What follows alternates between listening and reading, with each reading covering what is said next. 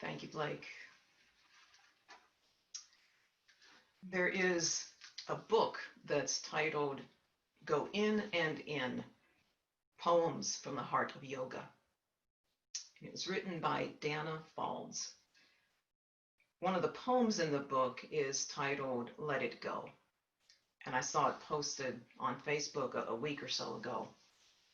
She wrote it 18 years ago, back in 2002, a year that began, as you will all remember, just a few short months after the attacks of 9/11, an event that forever changed our lives and the way we live. And so I'd like to share it with you this morning as we step into our lesson today. Let go of the ways you thought life would unfold, the holding of plans or dreams or expectations. Let it all go. Save your strength to swim with the tide. The choice to fight what is here before you now will only result in struggle, fear, and desperate attempts to flee from the very energy you long for. Let it go. Let it all go and flow with the grace that washes through your days, whether you receive it gently or with all your quills raised to defend against invaders. Take this on faith. The mind may never find the explanation it seeks, but you will move forward nonetheless. Let go. And the wave's crest will carry you to unknown shores beyond your wildest dreams or destinations. Let it all go and find the place of rest and peace and certain transformation.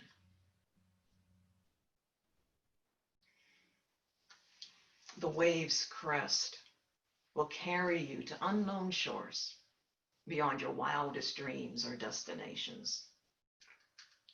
I think that particular line from the poem is the one that touched my heart the most the first time I read it. And it seemed so apropos to the times we are living in today, times that no one ever dreamed we'd be living in, times that were on none of our radar screens when we entered into this year of 2020. I've seen a post making its way around the land of Facebook lately that said something along the lines of, the interview question everyone got wrong in 2015. Tell us where you see yourself in 5 years. And isn't that the truth? And yet these times, they are our reality. And it is a reality that's asking us to take a hard, different, longer, broader view at life and our own lives. It's one that Miss Bald's poem is asking us to look at using the lenses and the practices of things like surrender, grace, gentleness, faith, strength, and with our minds and our hearts open to transformational experiences as we do. You may have seen our quote for this week. It was from a French author and essayist, Marcel Proust. And it said, "My destination is no longer a place, rather a new way of seeing." My destination is no longer some place out there. My destination is now a new way of seeing. We're going to take those words to heart today, because if we want to transform the energies of fighting and fear and flight, into those of faith that will empower us to let those waves that are present in our lives today to carry us to places that we don't know, that we can't see, it might help us to consider how we might broaden our perspective, maybe do some fine-tuning to our outlooks and develop new ways of seeing. Last September, October, when I started to get a bit more serious about doing some research and gathering resources to support lessons I would offer during this year, I came upon a series of articles that was at Unity Online that fell under an umbrella theme of improving your outlook. And these articles were written by various people, some associated with Unity, some not, some ministers, others lay people, lay leaders, and some of what I'm going to share today is adapted from what they shared. So the first thing that I think is important to acknowledge as we wake up into a world or into a life that has been turned upside down is our acceptance of the change that has occurred.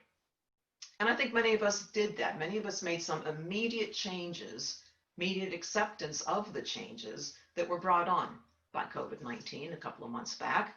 Many of us, even before it kind of reached our area in the way that it has, had decided, made choices not to hold hands, not to exchange hugs with people that we did not live with at the time. And then as the virus quickly began to spread, many of us, again, we started to quickly make acceptance or to express acceptance of that change. We started to work remotely. We began staying in our homes more than not. We started washing our hands even more and cleaning our living spaces more thoroughly. We altered how and how often we went to get food. But then there came those moments, or maybe days, or maybe even weeks, that we began to realize how much life had changed and how quickly. The ease that once was no longer being the case, the fears, the anxieties, the depressions, the grief, the not feeling safe, the knowing that something bad was happening and yet being unable to see it. For many, the more we stayed at home, the more time we had to become aware of these kinds of feelings and these kinds of emotions, and the more time we had and continue to have to a large degree to think about them. And it's so important that we do think about them. It's so important that we do feel them, that we take time to be with them. But I'd like to suggest that if or when those days or weeks or longer come to you, consider the words of William Shakespeare. He once wrote that there is nothing good nor bad, but thinking makes it so. See, there's nothing good, there's nothing bad, but thinking can make something bad. Our thoughts can make something good. And so the negative thoughts that we may be experiencing, the challenging emotions, the discomfort and so forth, of course, should not be ignored, and neither should they take the reins of your life. So we ask, how do we bring balance? How do we bring balance to our thoughts? How can we see whatever is present for us differently? Well, one way we can start to do that is to claim empowerment instead of blame. It's sometimes our human nature to whether it's knee-jerk or not, to just start looking outside of ourselves for someone or something to point the finger at, to blame when things aren't going the way we hope they would, or when we are disappointed, when we are discouraged. But when we do that, we are also stepping right onto a pathway that's going to take us very quickly to victimhood. And we're giving away our power to that outside someone or something.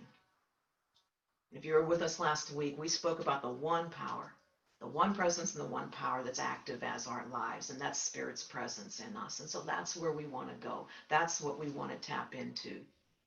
And ask that presence in you, to help you see differently. Affirm its wisdom flowing into your heart, flowing into your mind. Let it help you to take a very honest, a very authentic inventory of your thoughts. And then see which ones of them match up with what you want to create in your life, what you want to help to create in our world. And also take a look at the ones that do not serve what you wish to experience. See, remember, our thoughts are creative. And those that we focus on with great intention tend to create the experiences that we have. And so choose the ones that you want to act like as magnets, Those thoughts that are going to draw you in to positive energies, positive thoughts, positive, behaviors, positive actions. And something else you can do, which was offered in one of these articles, is to include curiosity in your spiritual practice of choosing your thoughts and creating your outlooks. So curiosity has been found to be something that can really ignite the power that's in you. It can help to release the fears of the unknown that may exist and instead fuel your creativity. There is a certain level of confidence, there's a certain level of faith that gets engaged when you're curious. And that can lead you to finding the ways to move around or over or through whatever it is, whatever the challenges or disappointments that may be with you at any given point in time. And it will be a positive catalyst for some of that growth and transformation that our poem suggested. We can think about all the businesses, that we've heard about, we've read about, that were on the brink of closing not so long ago, right up to the edge of letting go, laying off all their employees, concerned about all the unknowns that were in their lives when COVID-19 first arrived. But then, and perhaps it was because of their curiosity, that they began to create this new outlook, one where they could see, how just re-engineering a certain machine, it would enable them to manufacture something they've never made before. But it was something that was now desperately needed by so many in the face of the virus. Something they could offer and be in service to so many more people than their prior client list. Something that aligned with who they were, who they wanted to be, and who they wanted to become in these times. And you and I, we don't need to own manufacturing firms in order to practice putting curiosity to work in our everyday lives in very simple ways. I was thinking that, over the last couple of weeks, I've had some conversations with a few of you about how much you enjoy grilling, outside during, this time of the year, and you shared some of your favorite meals with me that you like to make. Well, the next time you decide to grill, be curious. Be curious. Think about ways that you can, up-level those meals, if you will, or, ways you can make them differently, or just put a little twist to one or more of them. Or if you enjoy writing, journaling, or photography, and you're comfortable doing so, share what you've written, share what you've captured that was inspiring to you. Share it with others. Add that beauty to the existing beauty in this world. Allow it, to be that spark that will ignite the curiosity in someone else who will then continue that ripple of beauty going forward. If there's something that you always wanted to do and you just didn't know how, or for whatever may be in front of you right now that you just cannot see past, invite your curiosity to the party. Curiosity will not allow your growth to be stifled. In its own innate way, it will lead you out of those places that feel like such confinement, and it will lead you towards solutions being revealed to you by Spirit's presence in you. The second practice that you can try as a way to improve your outlook is one that I believe some of you have been putting into practice in one way or another. And it's the practice of asking, what clutter can I remove from my life? What clutter can I just remove from my life? And clutter in our context today is very, very broad in nature. There are all sorts of clutter piling up, or that can pile up in our lives. And as it pertains to all kinds of clutter, I want to share what Dr. Michelle Robin, the author of one of the Outlook articles from Unity, offered about this. She said, clutter disconnects you from yourself, from your heart, and keeps you living a life in which you are not paying attention. You live looking in at all the mess, and you never have the energy to look out and around you, able to access what could bring you a better life. So what kind of clutter can you spend time clearing out a bit? I'll share with you some of what Dr. Robin offered. And the first one is one that I would recommend addressing first, and it's spiritual clutter. Spiritual clutter. Spiritual clutter is clutter that keeps you from being who you truly are. So if there is clutter present in your life that is in the form of beliefs in unworthiness or low self-esteem or self-worth, spend some time with God and clearing that all out. Clear it out. Let all that go. And instead embrace yourself as the wonderful, sacred creation of a loving power. There may be, this is one I've been working on, as I alluded to a little bit in my opening comments before, there may be some mental or emotional clutter that needs sorted through. Things that are either keeping you stuck in the past or worried about the future or just unable to fully be present and enjoy the present. Or maybe your body is where you want to start. The clutter in your body that might take the form of toxins or foods in your current diet that no longer work with your body chemistry the way it should and make it harder for your body to function the way it could and should. And then, of course, there's clutter of the calendar. Look at your calendars. There's only one question I need to ask when I look at mine. The only question I need to ask when I look at my calendar is there any white space? Is there any white space? Because if there is not, and I don't do anything about that, then I'm broadcasting to the universe that I don't need any downtime. I don't need to take care of myself, and there's absolutely no room for anything else, anything good to come into my life. And I think that today, we'd all like to have some space available within ourselves for something new and good to come into our lives. And then last, of course, there's the material clutter to consider. And that can take so many forms. Unmade beds, bedroom floors or office areas, every surface in them covered, piled up with laundry or paperwork or bills, a dirty car, minor maintenance needs, they're just going unaddressed. All of these things are clutter, and they can prevent you from having restful sleep. They can clog up your ability to think clearly or be that curious creator that we spoke about just a moment ago. And as for all those clothes that sometimes we jam into the corner of the closet in the hopes of fitting into them again one day, that's clutter that's keeping you or me from loving who we are right here, right now. So here's two things that Michelle asks us to remember about clutter itself and this clearing out process. First, she says the clearing, it does not have to happen all at once. It doesn't have to be this huge cleansing session where you just get everything done in a day. She says typically, not only can it happen, it usually does happen bit by bit.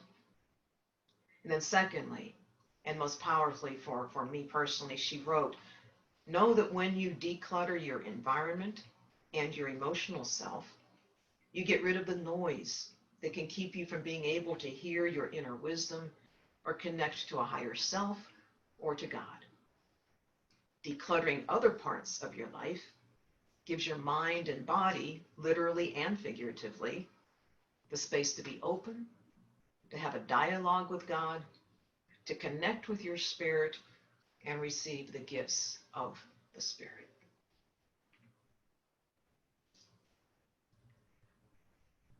Our poem closed with the words, let it all go and find a place of rest and peace and certain transformation. The place of transformation is only as large as we allow it to be, for ourselves as well as for others, whether they are people in our lives that we know or people that we don't know. How much room are you willing to give yourself to grow, to change, to learn, to transform? And how much of the same room are you willing to give to others? Both questions are important, but the one that you focus on yourself, the one I focus on myself, is, in my opinion, of primary importance And it's the one that needs to be answered before we even begin to work with our feelings, our acceptance of what life presents, our creativity, our curiosity, or our clearing out and decluttering process. How much are we willing to let go? Or are we going to be all in? Or are we going to be selectively willing? Are we willing to let go of anything? Anything that holds us hostage to seeing ourselves as less than what Spirit intended? Will our outlooks be blocked by seeing ourselves as being no better than what we didn't do? No better than our last mistake or our worst fault or habit? Or will we clear out that space and foster some patience, some tolerance, some kind-heartedness towards ourselves as a means to improve our outlook? We're living in challenging times. And I know that maybe up to a week ago, COVID-19, is responsible for a lot of it, and it's been getting the lion's share of attention, and rightfully so. But, as I said earlier, there are so many other challenges that exist as well for all of us, some more personal and some more, collective in nature. And we're going to stumble as we navigate our way through it all. And we're probably even going to fall down a time or two or three. We're going to have moments or days or weeks where everything seems bleak and nothing seems possible. And we're going to have emotions, and we're going to have feelings that feel like we're on a never-ending roller coaster ride. And with all of that, we will always have the choice to be okay with whatever is present and to just get back up and keep showing up. And each time we do that, we do it with another lesson learned. We do it with a little bit more growth having been experienced. We do it with a little bit more of transformation of some kind having taken place. I've been thinking about an image that I've seen, oh gosh, many years ago, but it still pops up every so often on online posts or cartoons and so forth. It's an image of a little boy. It's a little boy holding a baseball bat. And his jeans are all dusty, ripped at the knees. His cheeks are kind of rosy. His hair's not exactly combed neatly. His baseball cap's just off center, a little bit. And he's just standing there with the baseball bat on his shoulder, and he's looking at a window, a broken window that his baseball had just flown through. Now, one might assume that his outlook in that moment was fairly bleak, one that couldn't see past the fear. Fear of what the homeowner might say, fear about the punishment his parents might enforce, the trouble he might get in for tearing up his pants. But then you read the caption, one that clearly states an outlook that we're being invited today to create for ourselves, I think. A caption that simply says, "Please be patient with me. God's not finished with me yet. And Spirit's not finished with you yet either." God bless you.